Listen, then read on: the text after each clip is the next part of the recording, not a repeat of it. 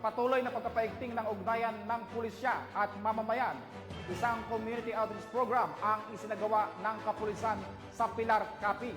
Yan ang ibabalita ni Patrolwoman Charmaine Balunsat.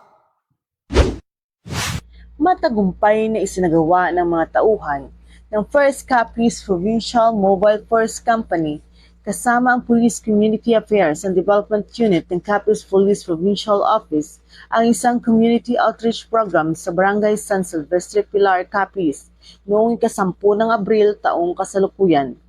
Kasama sa nasabing aktibidad ang mga voluntaryong dentista na pinangunahan ni Dr. Christy A. Coldovero Lisa, Regional Intelligence Unit, mga voluntaryong mag-aaral ng dentistry mula sa University of Perpetual Health, Rojas City, Regional Police Community Affairs and Development Unit 6, mga kasapi ng First Capiz Provincial Mobile Force Advisory Group, Faith-Based Advocacy Group, mga barangay health workers, mga miyembro ng BPATS at mga opisyales na nasabing barangay.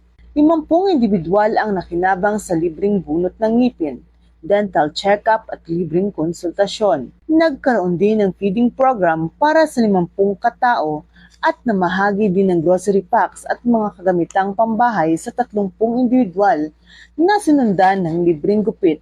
Ang nasabing aktibidad ay naglalayong maabot ang mga kababayan natin na nasa geographically isolated disadvantaged areas o GIDAs na malayo sa kabiasnan, lalo na ang mga barangay na mayroong limitadong serbisyo at akses sa pangangalaga sa kalusugan. Patuloy ang kapulisan sa kanilang adhikaing maghatid ng tulong at libreng serbisyo sa malalayong lugar sa probinsya ng Capiz para sa kaayusan at kaunlaran ng kanilang nasasakupan.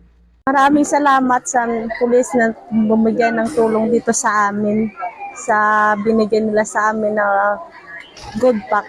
Mula dito sa Capiz Police Provincial Office, ako ang inyong PNN correspondent, Patrolwoman Charmaine Balunsat, alagad ng batas, tagataguyod ng balitang pulis. Maraming salamat, Patrolwoman Balunsat.